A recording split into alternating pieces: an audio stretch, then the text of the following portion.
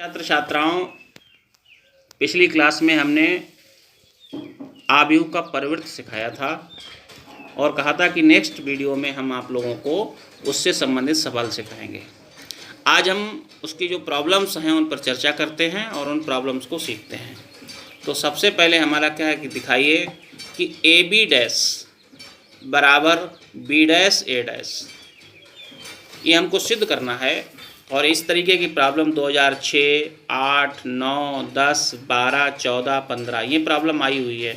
इसी तरीके की प्रॉब्लम्स हैं, वो लगभग पर ईयर 2 नंबर की मिलती हैं। तो आइए आज इसके सवालों को विस्तार से समझते हैं। पहला सवाल हमारा ये है कि इसमें हमको ये चीज़ दिखानी है कि ये दिखाइए कि ए बी का डैश, अगर दो हमारी मैट्रिक्स हैं, एक मैट्रिक्स ए दे रखी है, दूसरी मैट्रिक्स बी दे रखी है, तो हमको इसमें ये दिखाना है कि अगर हम इन दोनों की मल्टीप्लाई करें फिर उसका परिवृत्त करें। डैश का मतलब परिवृत्त, इसको हम ऊपर टी भी लिखते हैं, ठीक है, ट्रांसपोज भी कहते हैं, या फिर केवल सिंपल की भाषा में इसको डैश लगा देते हैं। तो ए बी डैश बराबर बी डैश ए डैश। आइए सिद्ध करते हैं, दिखाते हैं इस चीज़ को, इसको हमको दिखाना है। अब ए बराबर हमको मैट्रिक्स दे रखी है 2, 5, 3, 1। इसका आर्डर को बड़े ध्यान से देखिए, ये 2x2 की मैट्रिक्स है। दूसरी मैट्रिक्स हमको दे रखी है 5, 7, 2, 0, ये हमारी 2x2 की है। आइए इन दोनों की हम मल्टीप्लाई सीखते हैं। ए बी बराबर, पहले हमने ए की मैट्रिक्स ए की वैल्यू लिख ली है 2, 5, 3, 1, फिर बी का मान लिख लिया है 5, 7, 2, 0। अब इनकी हम गुणा करना सीखेंगे। क्या सीखेंगे? गुणा करना। जरा देखिए, हमने गुणा करने के लिए पहले बताया था कि हम पहली पंक्ति लेते हैं, पहले आव्यूह की पहली पंक्ति, और दूसरे आव्यूह की पहली कालम, पहला कालम लेते हैं। क्या लेते हैं? पहला कालम। तो देखिए, अगर हम पहले आव्यूह की पहली पंक्ति को देखें ध्यान से, तो इसमें कौन कौन से एलिमेंट्स हैं, कौन कौन से अवयव हैं? 2 और 5। अगर हम दूसरे मैट्रिक्स की पहले कालम को देखते हैं तो इसमें अवयव कौन है? 5 और 2। मल्टीप्लाई सीखिए, 2 की मल्टीप्लाई पहले 5 के साथ, फिर इस 5 की मल्टीप्लाई 2 के साथ। नीचे की लाइन को देखते रहिएगा, 2 × 5 प्लस का चिन्ह लगाएंगे, 5 × 2। नेक्स्ट देखिए, अब रो पहली रखेंगे, कालम कौन सा रखेंगे? दूसरा। 2 की मल्टीप्लाई करोगे 7 के साथ, 2 × 7 प्लस 5 × 0। फिर हम देखेंगे दूसरी रो पकड़ेंगे, 3 की मल्टीप्लाई किसके साथ करेंगे? 5 के साथ, 3 × 5 प्लस 1 × 2 हो जाएगा, 3 × 7 प्लस 1 × 0।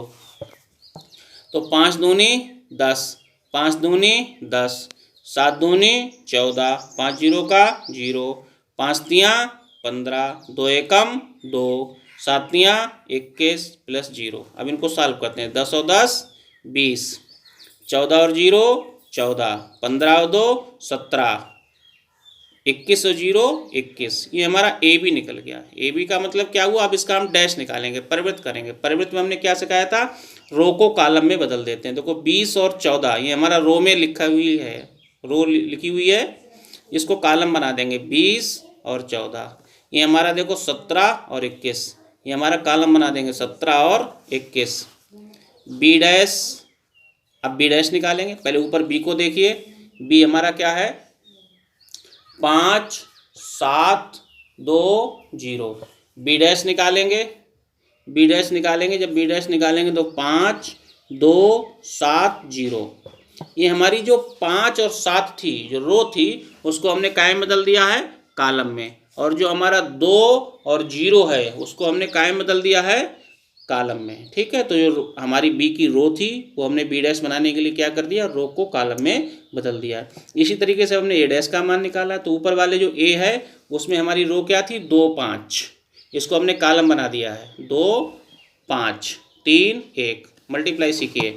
अब हम बी डैश ए डैश की मल्टीप्लाई करेंगे। मल्टीप्लाई सीखने के लिए सबसे पहले एलिमेंट देखिए, 5 की मल्टीप्लाई 2 के साथ, 2 की मल्टीप्लाई 5 के साथ। अब यहाँ पर देखिए 5 × 2 प्लस 2 × 5, पहले कालम की पहली रो और दूसरे कालम और पहले मैट्रिक्स की पहली पंक्ति लेते हैं, और दूसरे मैट्रिक्स की हम क्या लेते हैं? ये वाला लेंगे कालम। इसकी मल्टीप्लाई हम कर रहे हैं। अब हमें मान निकालना है बी डैश ए डैश का। मल्टीप्लाई हमने आपको सिखा दी है कि कब मल्टीप्लाई संभव है? कि जब दोनों मैट्रिक्स के ऑर्डर सेम हों। पहली वाली मैट्रिक्स को अगर ध्यान से देखोगे तो ये भी 2x2 ऑर्डर की है, और दूसरी मैट्रिक्स को अगर ध्यान से देखोगे तो ये भी 2x2 ऑर्डर की है। जरा मल्टीप्लाई सीखिए, 5 इंटू 2 प्लस 2 इंटू 5। पहली रो लेंगे, 5 की मल्टीप्लाई 3 के साथ करोगे, 5 इंटू 3 प्लस 2 इंटू 1।